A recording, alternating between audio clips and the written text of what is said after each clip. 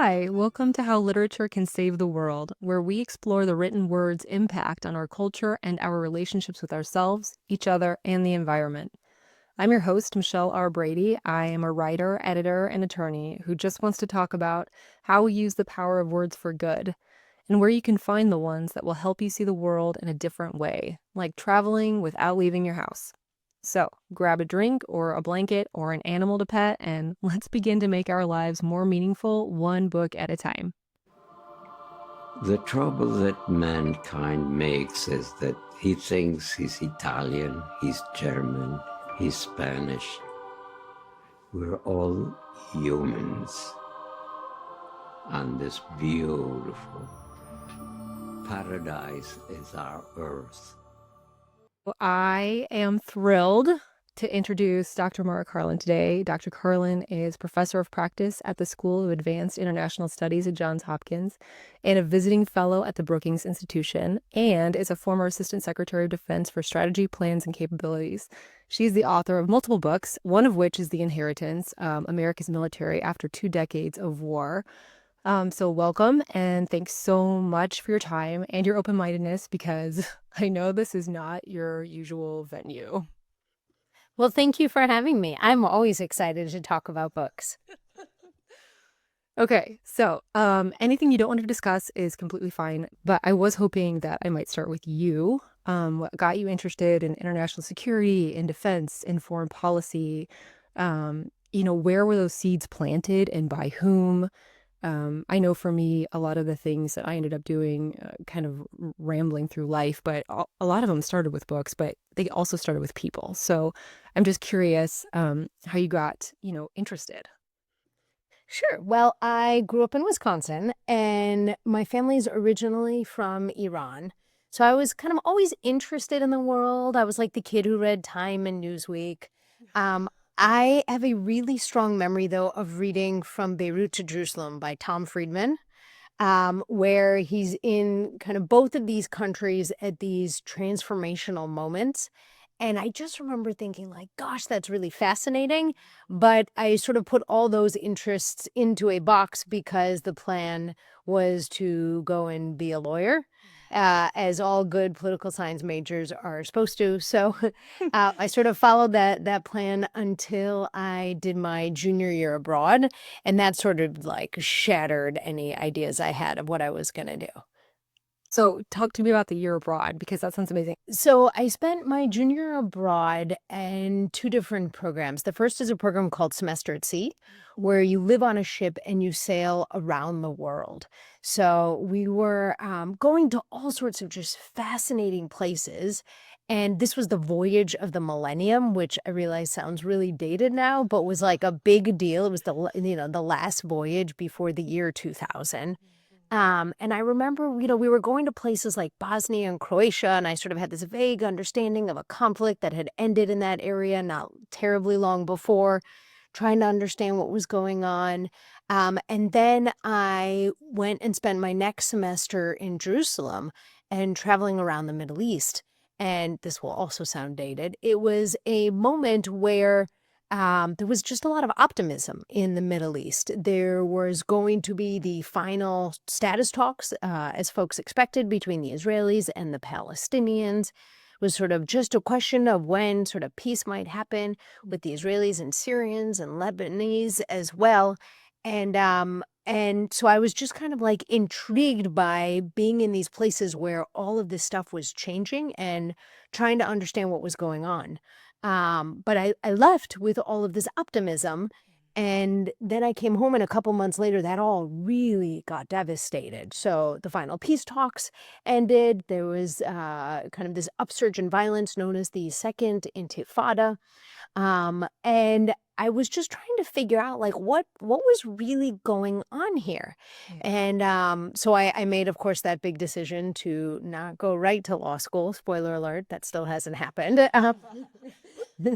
And and I just wanted to understand what was happening in the Middle East. And then it frankly, over the next few years, it became a lot more personal. I moved to Washington and the 9/11 attacks happened while I was here.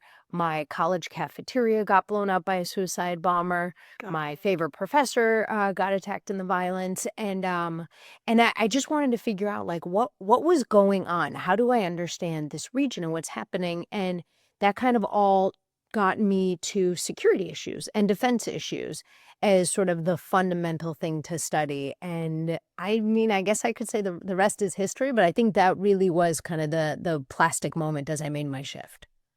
Yeah, so basically, you were curious about something, and as you became more and more invested in the outcomes, partially from being in the place where things were happening, and it's kind of interesting too because you were in a place, you felt a certain vibe, to be like in the parlance of our time, and from that moment had to sort of mesh together the dissonance and the changes that were happening and try to make it make sense for yourself. And hopefully I'm not saying this incorrectly. And then as that happened, you became more curious and more interested, and it sort of like was a cyclical effect and got you further down the rabbit hole, I guess. Yes. Yeah, I think that's a perfect description. Yeah, how cool. And I love the traveling is the thing that started it, because one of the things that I talk about all the time is the two ways that we can really expand how we understand other people. And for me, it's traveling or reading. And, they're kind of the same thing in a way. Yeah, I think they're really complementary. I mean, for one, you're sort of exploring new things physically. For the other, you're exploring new things mentally, and both are obviously imperfect to some extent. But as with all the tools in our toolkit, right? You kind of like use them as much as possible to try to discover and recognize like we're never going to perfectly understand what an author meant or what's really going on in a place, even when you've lived there, let's say, for a year or so. But that doesn't mean that you can't have some worthwhile insights. Yeah, I think it's interesting too that the idea of the semester or was it a year on the ship? It's called semester at sea, and it is a semester. And so it ends up being about 5 months or so. And I've actually done it two more times since as a professor and brought my kids each of those times as well. They were in elementary school the first time, and then high school, just starting high school the second time. It is really neat, and unique because you end up in all sorts of places, some of which you probably would never have expected to go or, put, say, on your top ten list of spots, and you start to discover them, and then you compare and contrast them, and, as with all good adventures, you leave with more questions than answers. But it's a really extraordinary shock to the system. And having taught in different universities for a number of years, I have to say it is the most awesome teaching and kind of educational experience ever because the students get to live and breathe the things that are in their textbooks. Yeah. Okay, well, now I have one more question that I wasn't expecting to ask, and it's about your kids because I didn't even know. I mean, I didn't think to even ask about that. And the idea of taking them there, and then like, how do you? I feel like you would be such a great person to have, like, to teach you how to live and how to think about the world. And what kinds of books did you use to try to like put some of the things that they were seeing and experiencing in context? Anything like that. I have kids, obviously. I'm curious. Absolutely.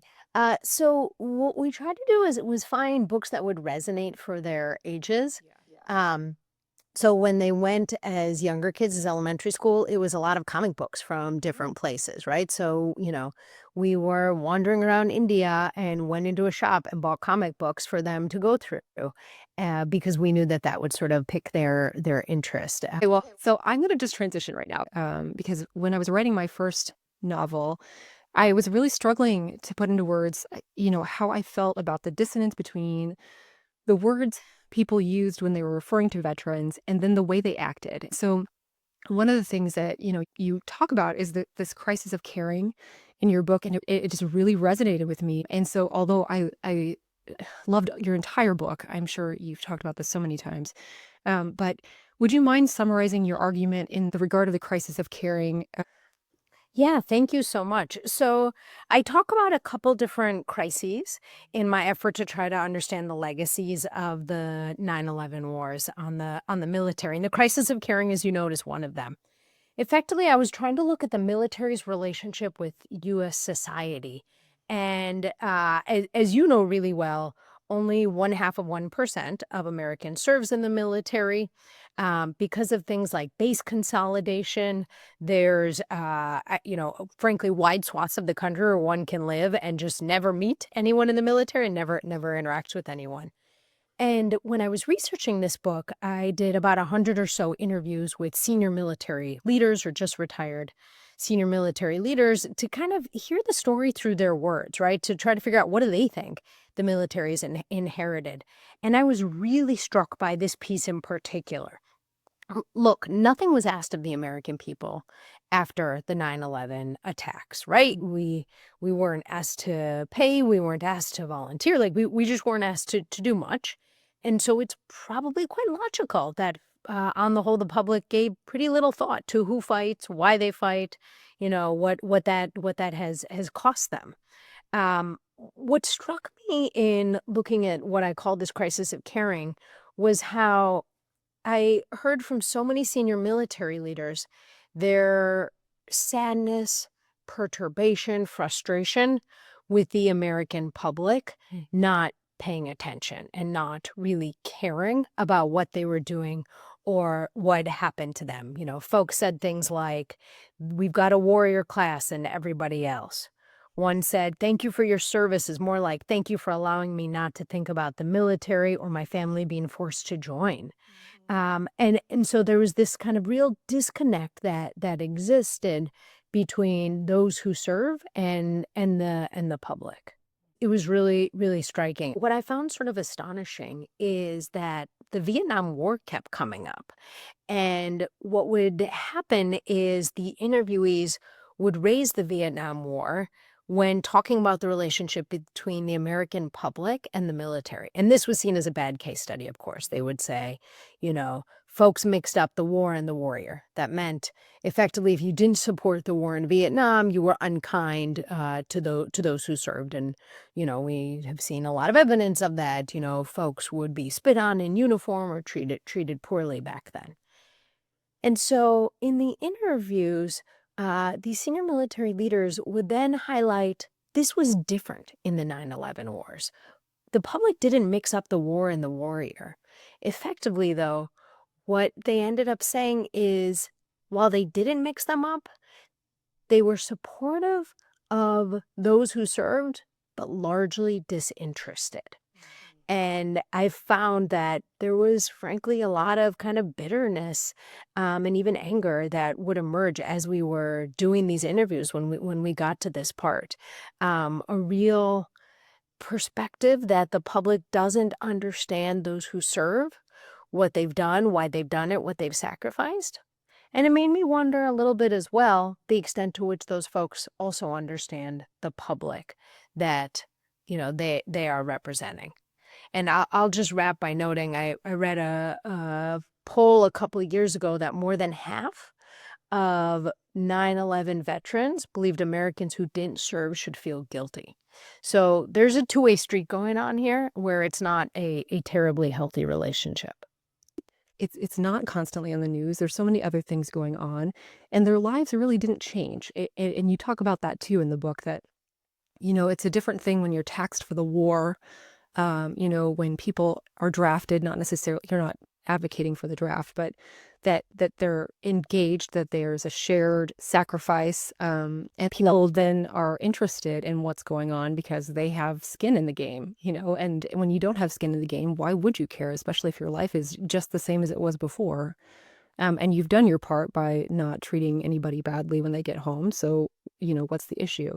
And I think that that's a good segue into, the rest of your arguments in the book. I think it's really important for people to know this stuff because now is a time with what's going on in the Trump administration and just how chaotic things feel that people are more interested than they have been in so long about what's going on. Yes. We can really harness that interest into giving us all some way to take back control of our government and our military. And I just need some guidance from you on like how to do that. Absolutely. Look, there's a lot that comes out of being at war for 20 years. And I think that you just walked to a particularly important point, which is ultimately it can be pretty corrosive to democracy and also to the military institution if folks don't really have any interest, aren't paying attention to what's happening, and you have the military unable to fundamentally achieve victory, right? Which is what the institution is kind of designed for. It seems to us, obviously, as people interested in these topics, that one should care and one should be interested. Recent events of having armed troops deployed in the streets, for example, I've really wondered about the extent to which that has gotten the public to think a little bit more about its military and has gotten those who serve to think a little bit more about what those interactions are with the public. More broadly, when I was looking at this book and trying to understand the legacies of the 9/11 wars, I mean, it was clear to me there's a whole lot of legacies, right? In terms of how we think about fighting and winning wars, in terms of how we literally think about waging war, right? The military had air superiority, tremendous logistics, communications. As one individual I interviewed said, we've been gods on the battlefield. We could go anywhere we wanted and do anything we wanted, which is kind of again, right, right. Well, indeed, indeed, right? That's tactical, that's operational, except strategically, right? And look, fighting insurgents, fighting terrorists, we know from the literature this stuff takes a really long time. It's pretty hard, and it's generally pretty unsatisfying. And so those tactical and operational successes, while extraordinary, as you know, they don't really quite get you to what you need, which is kind of this long term strategic win.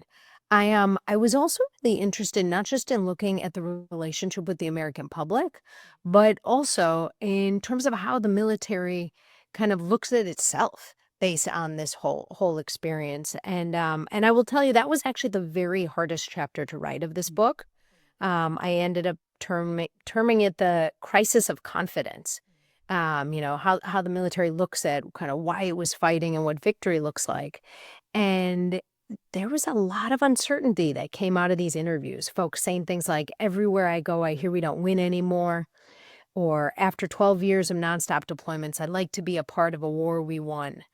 And effectively, folks kind of had to figure out like, look, maybe this is victory. Maybe it's mission impossible. Maybe it's just the character of this kind of war. Maybe it was winnable, but we didn't get the right strategy or resources. But nevertheless, for so many, it felt futile. They would say things like, it seemed like there was no end in sight, or it was like pouring water in the desert. And so folks, because they kept deploying, of course, had to define victory. And so they would search for kind of an ersatz attempt at victory, which became don't die and protect your troops. And that, I think, ultimately is really tough on a military, an organization designed to use violence to achieve victory and fundamentally kind of couldn't. Yeah, I think that's exactly right. The goal was just to get home and to protect the people you can protect. But I think that, yeah, what you said was exactly right. And in the self-reinforcing cycle, right? Like we have like the democratic legitimacy and, strategic effectiveness, and then the civil military trust. And they all kind of depend on this shared ownership of war. And we have this professional force, which, kind of isolates. I mean, it's good and bad, right? Like, it's good. I mean, the force is professional and they take pride in what they do and try to become experts. But on the other hand, you don't see lots of people like clamoring to get in. Or maybe you do. I don't know how you feel about that. I know that you didn't really talk about drafts or conscription too much. I think everybody should have to do some sort of service. It doesn't have to be in the military. But yeah, good. Tell me your plan. Well, so actually, I think you and I are in a very similar place on this idea of national service. Before getting to that, maybe I can take a moment to just talk about this issue of the draft, which I think comes up a lot with folks. And on this, I at least have somewhat contradictory views.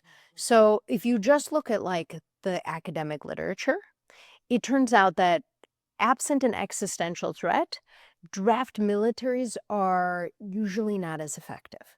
And that makes a lot of sense, right? If you're not confident that the person to the left and right of you wants to be there, like, maybe you're not going to feel as good about what you're doing. So if we're just focused on operational effectiveness, which would be a really logical thing to focus on, it wouldn't in any way make sense to have a draft. If you're thinking about things like how to bring the country together and patriotism and regaining faith and trust in institutions, then you could imagine that actually making sense. That then walks me to this idea of public service, and having some sort of required public service where folks are doing things to help contribute to that greater good for a year or so. Obviously, a lot of countries have this. And I think it could really help us in terms of building patriotism. You might recall there was this great National Commission on Public Service that Congress had convened. I think they published their report in 2020 or so. It's worth looking up. And they had also pushed this idea. I mean, an extraordinary thing, as you know so well, that the military does is it brings really different types of people from totally different backgrounds together and helps them all figure out, like, how do we work together? What does collaboration look like? How do we learn these skills and then all contribute? And I wonder if there aren't ways for us to do that as a country as well. Yeah, I absolutely love that, and what you just said specifically about, about learning how to work together, I absolutely agree with what you're saying, and I don't think it needs to be something that's like, you shouldn't have to do something against your moral code if the military isn't what you're about, but there should be some sort of service, I think, just to get us all on the same page again, What kind of a melting pot is this if we don't melt? Yes, absolutely. Yeah, so I guess before we move on, I do want to ask you because people ask me, what they can do to get our civilian population more involved, more active. What accountability should we be demanding? And a lot of people don't remember a time when the government was more accountable. So how do we get back there, and how do we talk about war in a way that's serious and engaged, that isn't performative? I know I'm asking you a ton of questions right now, but you can just pontificate and then it'll be great. No, I'm delighted that you asked that. Look, what we can do is we can convene dialogues between those who serve and the public. And there's a couple of different ways that one can do this. So, I've done this in places where I've gotten folks who've served at different times, like in history. So, Vietnam vets, 9/11 vets, Gulf War vet types, to come together with a group, and then I've moderated that. I think it is important to have a moderator who can sort of set some ground rules in terms of what a conversation can look like, who can tee up initial questions, because frankly, so many folks don't even know where to begin the conversation and might start with things that are totally inappropriate and problematic, like, hey, did you ever kill someone? Which is obviously not in any way, a topic that you would have in a conversation. But if you don't know where to start, sometimes you might start in the wrong place. So I think having an experienced moderator can make sense. And then, frankly, asking just some of the basic questions as a start. Why'd you join the military? Tell me about a day in the life. What was your favorite part about it? What was your least favorite part about it? How did your family feel about this? Right? All of that kind of stuff to be able to show kind of what the experience is. So I think that kind of dialogue is something one can easily do at community centers, at churches, synagogues, mosques, you name it. Another neat way of having this dialogue is something called theater of war, which I brought to my campus a couple times. And what's really cool about theater of war is they start off by having some actors perform scenes from plays written thousands of years ago. And, effectively, the idea is you hear about how plays discuss war thousands of years ago, and some of it can kind of resonate, right? And it can be a little bit easier to start with something that is so far from any of our lived experience because it's so historical. And then after those plays are performed, then they do a talkback session with folks who've served in the military. And I've seen that as a tremendous way as well to help kind of bridge this gap. And then look, finally, if neither of these are going to work for folks, I would say if you see someone, in uniform when you're hanging out at the airport or something like that, you can go up and just start chatting with them and kind of asking them these kind of basic questions and telling them you're interested in learning a little bit more as well. Yeah, I think that those are really, really good ideas. I was really struck though by when you said that asking somebody, have you ever killed someone? And I get that that's not necessarily the way that you would want to start things, but I actually would feel it's like, I don't know if you know this, my son has severe disabilities. And one thing I have really loved is when people come up and ask me about it. And it's usually kids, right? And the parents are trying to shush them or make them go away because it's embarrassing, but it's not embarrassing. I love it. And kids, especially, will come up and they want to know if I'm feeding him through his G tube, like how it works, what's going on with that. They're curious. They don't think it's scary. It's not an unmentionable. And when I hear you say about asking about if you've killed people, what I like about the idea of being able to ask that question, obviously what you said was true. You need to get to the safe space before that happens because it can be off-putting. Um, but when it happens, what I like about it is that it opens the door for that person to talk about it. I would love to be asked those questions, and in a safe space. And I hope that it's clear when I say that. What I mean is a space where the person asking the question is genuinely curious and open-minded. Thank you so much for sharing all of that. I had read that because so many Americans don't know how to start the conversation with those who serve, they start from things they've read about, right? And so they've read about things like suicide. They've read about things like, obviously, in a conflict, folks get killed, and so they want to know those details. They've read about things like issues with sexual assault in the military, and so those become kind of go-to topics, which while totally inappropriate is really logical because it's all they know. And so that's why I think having some sort of moderator or being able to sort of just start with those basic questions of why did you join, if they're done, why did you choose to leave, tell, like to hear a little bit about some of these experiences. That's a way to, I think, build kind of that trust and that space that you highlight, and maybe that gets to a different set of questions depending on if they're talking to someone like you, and maybe it doesn't, depending on kind of who they're engaging. Yeah, because you've had a lot more experience with this. So I bet that you've had quite a few experiences with people who don't feel as comfortable as I've suggested that I feel with those conversations. Is that kind of the case? Yeah, I think that no, I think that that's exactly right. And even you know so well that the term "thank you for your service" is kind of loaded. I mean, there are folks for whom it resonates, and there are folks for whom that is not at all the case, and they feel like it is kind of lazy and silly and unhelpful. But when I've engaged like friends and family who don't have experience in this world, that's sort of flummoxing to them, right? They're like, but I'm thinking like, of course that should be a good thing, and kind of helping them understand. Well, here's why that might be seen as a little bit complicated. I think that can be a bit helpful. Okay, let me ask you the main event now that we have like 15 minutes. Okay, you've already talked about one book.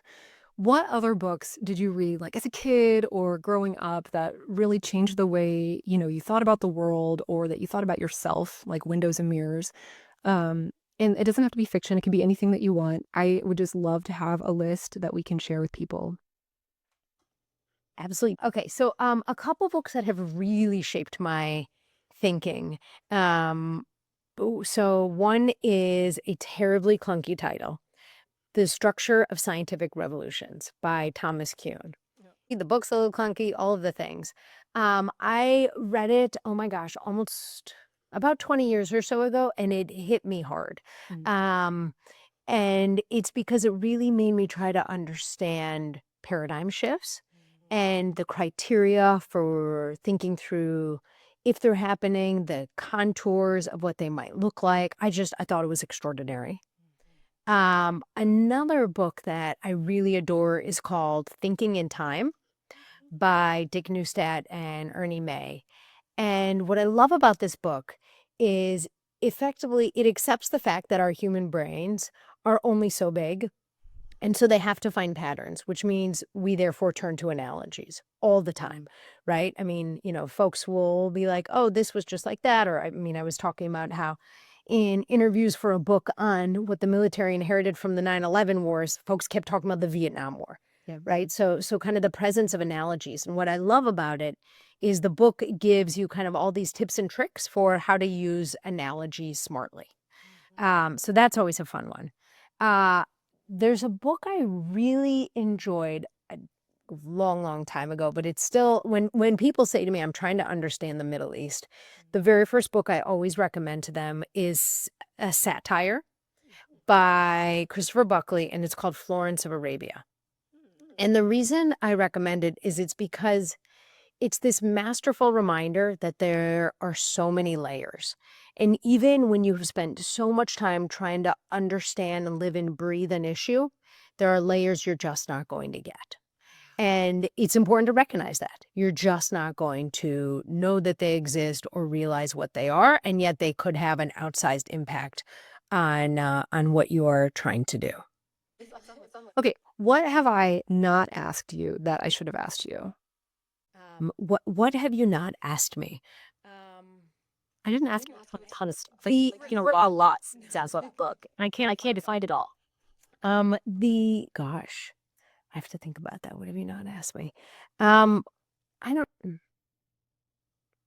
Hmm. I don't know that this is a thing to not ask me, but I will just say, I have found the older I get, the more I learn from fiction. Which is really surprising. I mean, when I was a kid, I loved fiction, of course. I think like, well, many kids do. And then I think I spent a lot of my professional career sort of deep in nonfiction and like learning the serious issues. And I have really over the last decade or so accepted that I can learn just as much from fiction in terms of sort of twisting my paradigm up and down, being able to look around corners as well. one of the things I think that is underrated for some people about fiction is, first of all, when you look at sci-fi, it's like sort of predictive in some ways, and you get to analyze the way something might work out.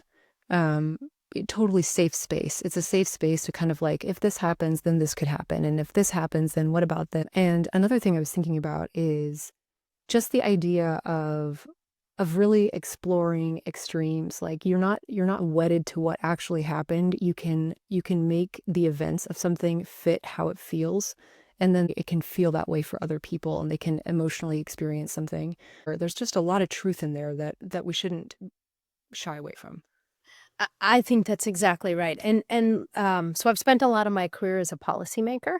And when you're a policymaker, right, you need to be just exceedingly rational and data and evidence driven to the extent it exists. And I think fiction can be a place where one can then kind of think through those emotions in a different way, especially when you're dealing with just like big, heavy topics. So when I've been a policymaker, it's been on, all sorts of conflicts that have occurred over the last two decades or so.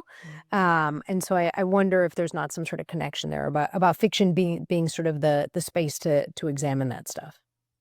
Yeah, I mean that's definitely how I feel. I also think it's really interesting too when you have different philosophies expressed through fiction rather than just in a text where they sort of go through like examples of something. If you think about like Camus and wrestling, with religion and what a life has, for meaning with or without religion, it's kind of nice to have it as an allegory, right? Like you can put yourself in those shoes and try to feel it for yourself rather than just have it thrust upon you.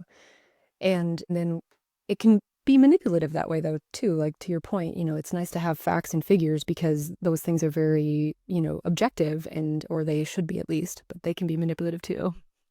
Totally. Anyway, not to keep going on this tangent too much, but I do wonder if you have any book recommendations for anyone. Obviously, I thoroughly recommend. I haven't read your other book, and I am gonna find it. Thank you. That one, yeah, that one was a really neat one to write because I was looking across these very different case studies and finding patterns. I got to do field research in what I think is the most interesting country in the world, which is Lebanon, a place that I've been, dozens or so of times. And as with all research, like, it did not turn out the way I expected. I love that. Yeah, you come in with this plan and you're like, "Oh, I'm pretty sure the answer is this." And it turns out, nope, it is definitely not that. And it's just a reminder of like why research is so good and so healthy. I mean, the findings, it's all about how to build militaries in fragile states, how to do things like security cooperation. Effectively what the US has done, say, with Ukraine over these last few years. And I did not in any way appreciate until I finished it that, in fact, the way to do it is to recognize that it's ultimately a political endeavor and that success requires getting involved with all of these sensitive topics in the military, like who's its leadership, how's it organized, what's its mission. I mean, all these things that one might find a little bit uncomfortable because it's so much easier to think, have I given them the training? Have I given them the equipment? Therefore, they should be able to do whatever we need or whatever they need. And what I found from the case studies is like, nope, turns out that that's not the case at all. I really applaud you because you had an idea going into it, and instead of confirming your bias, you were open to whatever the research showed you and, accepted it. No, thank you. I appreciate it. I mean, it would have been a lot easier not to, but I don't know. That wouldn't have gotten that. I don't know. Wouldn't have made it all worth it, right? If you're gonna spend enough time like researching and writing, like, my goodness, you might as well try to make it accurate. Yeah, no, that's totally true. Okay. Just give us one book that you've read recently that you think is worth other people reading. I just finished a fascinating book that actually melds two of my favorite topics. So one is geopolitics, kind of unsurprisingly, and the other is all things food, restaurants, and I mean the post-restaurant reviewer has been like an obsession of mine. Anyway, so I just read this book called How to Feed a Dictator. And it was fascinating. This really extraordinary writer goes around the world finding chefs to famous dictators. So Pol Pot, Idi Amin, Saddam Hussein. And, part of it is just sort of the adventure of him like trying to find these individuals. And then it's hearing their stories and hearing what these individuals are like to the people who are like literally responsible for kind of taking care of them. It was downright fascinating. So, I finished that one last week and I totally recommend it. I love that that's the recommendation that you are leaving us with. I think that's absolutely perfect. And thank you. I'm really grateful. It was a real treat, and I appreciate your book recommendations as well. I'm gonna look some of these up. Thank you so much for listening. Until next time, and in the words of my daughter, let's hip hop our way out.